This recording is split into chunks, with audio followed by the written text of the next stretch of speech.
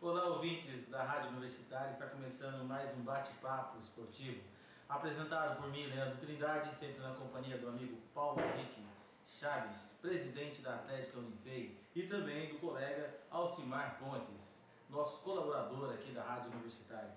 O programa leva toda semana o que melhor acontece no esporte, seja em Itajubá, na região, no estado, no Brasil, quiçá no mundo. O programa hoje está aí com uma pergunta que o ouvinte pode estar participando e respondendo através do telefone 3622-1008 e também pelo e-mail radiounifei@unifei.edu.br. Acompanhe-nos também pelo Twitter, @radiounifei. Acompanhe agora as notícias e o programa de hoje, caros ouvintes. Pergunta do dia. Em que ano Itajubá ganhou a Copa EPTV de futsal? Falamos ainda agora nesse primeiro bloco sobre tênis. Torneio de Wimbledon. Djokovic vence Nadal em Wimbledon e coroa reinado com inédito título na grama. No feminino, Kvitova, para gritos de Sharapova, conquista Wimbledon e evita retorno da musa das vitórias nos Grand Slams. É isso aí, Paulo. Boa tarde. Tênis esse final de semana foi o que nós vamos apresentar no programa, o que aconteceu de melhor no esporte. Foi o melhor esse final de semana. O ouvinte deve estar entendendo nada, né? O brasileiro falando que o melhor do final de semana foi tênis, né? Mas já que nós chegamos no futebol, né? Mais pra frente aqui do programa a gente fala. Paulo, eu peguei inclusive aqui, a ATP soltou aí o ranking. O Djokovic venceu o Wimbledon com um jogo fantástico em cima do Nadal por 3-1. Um jogo, para quem assistiu e gosta de tênis, foi um jogo você não consegue tirar o olho da tela de grandes jogadas. E o que enaltece mais ainda a vitória do Djokovic é que o Nadal jogou bem. Ele não jogou mal e perdeu de 3-1. O jogo que valeu muitos pontos no ranking, né? Se pensar ali que a diferença do primeiro do título para o vice são 800 pontos, quer dizer, um faria 800 e o outro perderia, né? Então valeu 1.600 pontos. 1.600 pontos. Um jogo. Um jogo. No confronto entre os dois. E isso é mais que qualquer outro torneio, assim, tirando os grandes anos, né?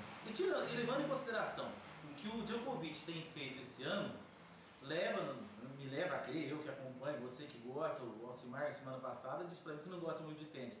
Mas agora vai começar a gostar um pouco mais. O Djokovic deve terminar o ano em primeiro. Tem uns fatos interessantes do ranking que eu estava vendo hoje cedo. Eu acho que o que vai definir isso foi justamente esse jogo de ontem, porque é curioso, se ele perdesse para o Nadal, ele ia perder a liderança daqui a um mês. Dá para entender? Não. Me explica. O Nadal, na primeira semana de agosto, vai ganhar 500 pontos, vai cair no colo dele. Por quê? Simplesmente ganha 500 pontos. É porque os 30 primeiros do ranking, eles são obrigados a disputar 4 torneios da série 500 durante o ano. Se ele não joga, ele fica com um torneio zerado. E é a punição. É a punição que ele dá. O Nadal tem 2 torneios zerados. E ele tem um título no final do ano passado de 500 pontos, que não pode entrar no ranking dele por esses 2 torneios zerados. Vai chegar na primeira semana de agosto e vai vencer um torneio desse. E aí? Daí entra o torneio de 500 pontos. Automático. É um negócio meio engraçado. Se ele não, então, ou seja, se o Nadal tivesse ganho ontem, daqui 4 semanas, sem nenhum dos dois jogar, o Nadal ia ser número 1. Então o Djokovic ontem fez o certo mesmo, ganhou o mesmo que o Nadal. Abriu uma quantidade grande. Pela diferença que ele abriu agora, mesmo que o Nadal ganhe seus 500 pontos aí dessa forma. E outra coisa interessante, ele ganha esses 500 pontos em agosto e perde em outubro. Vai valer por 2 meses. Ou seja, é um negócio engraçado, né? É engraçado, você ganha os pontos porque não jogou. Eu entendi agora. Mas é aquele descarte que eles chamam. Eles têm o descarte, mas aí no caso ele ficou com a pontuação zerada como punição. O Djokovic ele não tem nenhum descarte, ele está nos últimas 52 semanas ele disputou exatamente 18 torneios, exatamente na quantidade que cada categoria pode valer pontos. Eles são obrigados a disputar 250? Eles são obrigados a disputar os 4 Grand Slams, se não disputar fica com ponto zero. São obrigados a disputar 8 dos 9 Master Series. Monte Carlo foi meio que rebaixado, ele continua valendo 1000 pontos, só que ele entra na contagem dos 500. Dos 500 pontos. Então o Nadal disputar 4 torneios de 500. Na verdade, ele ganhou o Monte Carlo, ganhou um outro de 500 e tem dois zeros. Por isso que o Djokovic desistiu do Monte Carlo. É verdade, eu lembro dessa. Porque, no caso, se o Djokovic ganhasse o Monte Carlo, ele não ia ganhar 1000 pontos, ele ia ganhar 700, ia trocar por um 300. Por um 300 que ele já tem. E não ia valer nada pra ele nesse forma. Daí ele acabou não jogando. Mas a surpresa pra mim no torneio, Paulo, no meio do torneio, não, agora nos finais, foi o Tsonga ganhar do Federer. O Nadal lamentou, lamento e tudo mais, mas não lamentaram nada, né? O Federer normalmente é bom na grama e foi uma decepção.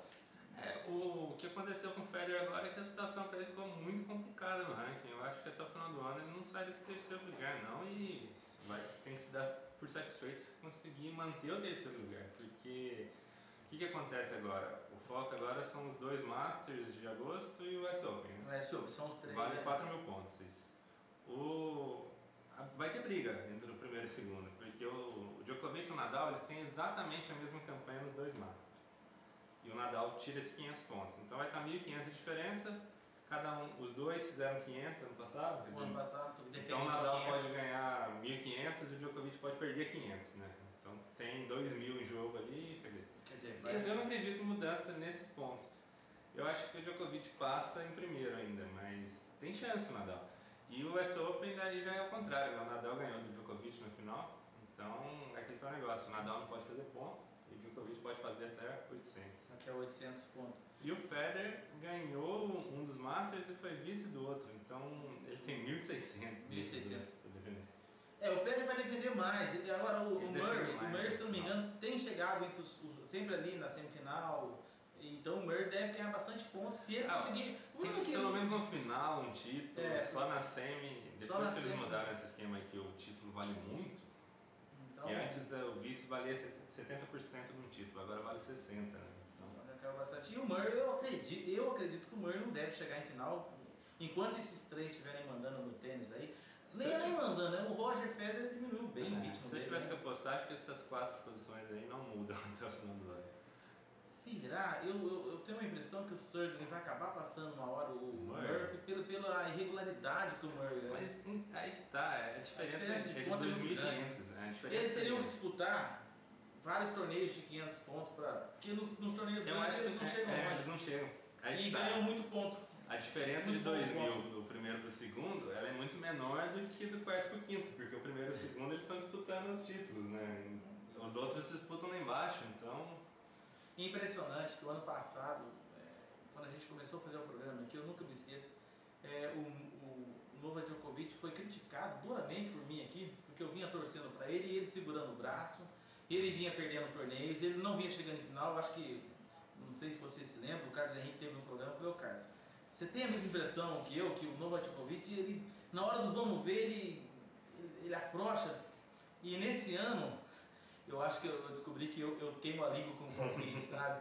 Porque eu falei: nossa, o Djokovic, ele ganhou tudo esse ano. Tudo assim, ele ganhou. Foram 48 vitórias e 1 derrota. E 1 derrota. O que mais que você quer? Tá ruim, né? O Nadal perdeu 8, o Federer perdeu 9. Quer dizer, tá impressionante.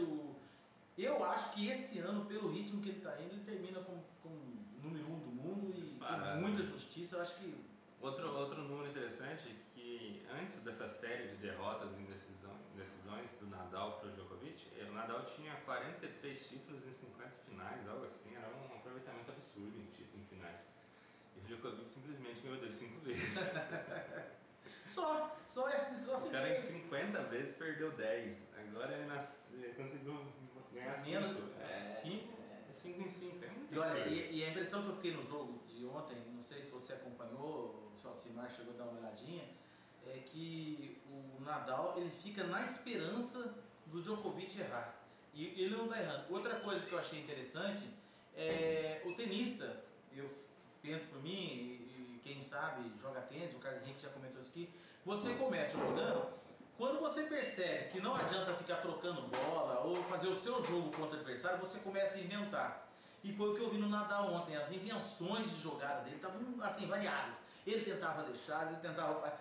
Nada dava certo. Contra o Djokovic, nada estava dando certo. Né? Foi impressionante. E tem Belucci perdeu 6 posições. Né? Então, e o Melo ganhou, né? O Melo ganhou acho que 5 ou 6 posições também.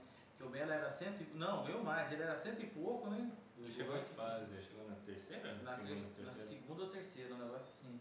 E o Belucci caiu logo na primeira, né? Que é aí que tá a decepção nossa, né? Ele ainda tá muito irregular, né? Tá, eu acho que o Larry vai ter muito mais trabalho com ele do que teve com o Guga no começo lá.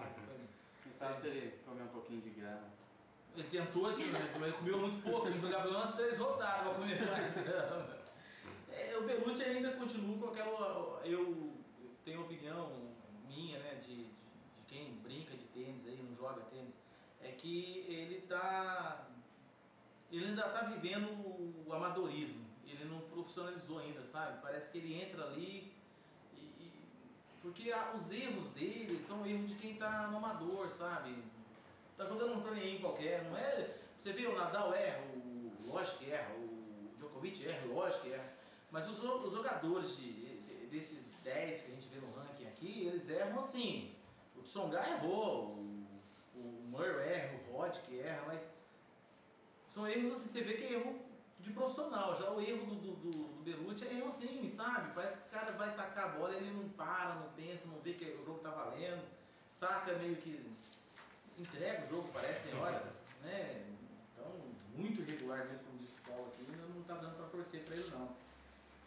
E no feminino, eu vou fazer um destaque, já fiz na quarta-feira e vou repetir, para a alemã, a Slick, como que é o nome dela mesmo? A Sabine Slick.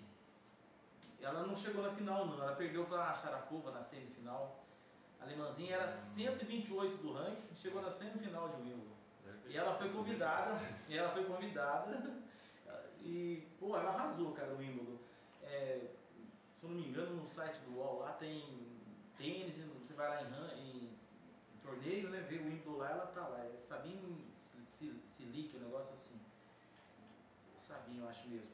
O tênis agora que dá uma parada, né? Só daqui um mês que tem os Masters, agora o mês de julho parado. Né? Interessante que julho em algumas cidades da Europa é calor, né? Eles vão aproveitar, né? Tem torneios menores, né? Parar não para nunca, mas os destaques aí não jogam. E na final, a Kvitova, ela, na minha opinião, ela desbancou com muita categoria e graça a Sharapova, que aliás o Wimbledon, um dos comentários que estava falando do jogo feminino, que eles iam começar a multar os gritos. Isso aí tava em análise, né? Porque tava enchendo o saco. Não, a Sharapova, ela incomoda quem está assistindo na televisão, cara. Ela exagera. Ela, se não me engano, a Cibultova também, os nomes são estranhos, são esses mesmos, tá, gente? O ouvinte aí me perdoa, mas os nomes são esses mesmos. E ela também, a Cibultova e a Sharapova, são as duas que mais gritam. E, assim, o pessoal não consegue achar fundamento nesses gritos. É preciso. Então, Nicole... Mas pra provocar. A Sharapova, a impressão que causa em quem está assistindo que é uma provocação constante.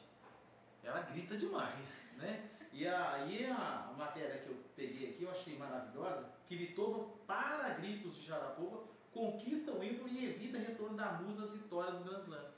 Porque ela não ganha faz tempo, seria o primeiro e não ganhou. Depois de muito tempo, desde quando ela foi número 1 do mundo. Então a russa aí, a Sharapova, não conseguiu ganhar da Kvitova não. E foi 6-3 e 6-4. Foi até que fácil, né? Assim, para quem está assistindo. Essa notícia aí do tênis, então. Bem, o pessoal, os ouvintes aí que gostam bastante de tênis vão ficar para os próximos. Daqui um mês, né? Um mês a gente volta. Vamos ficar um pouquinho. Aliás, um abraço pro pessoal aí do Caltrim. Vai ter uns torneios lá daqui uns dias. O pessoal lá curte tênis, não perde tênis. Um abraço pro Fernando. Mais uma vez, Fernando, lembrando aí do seu Santos.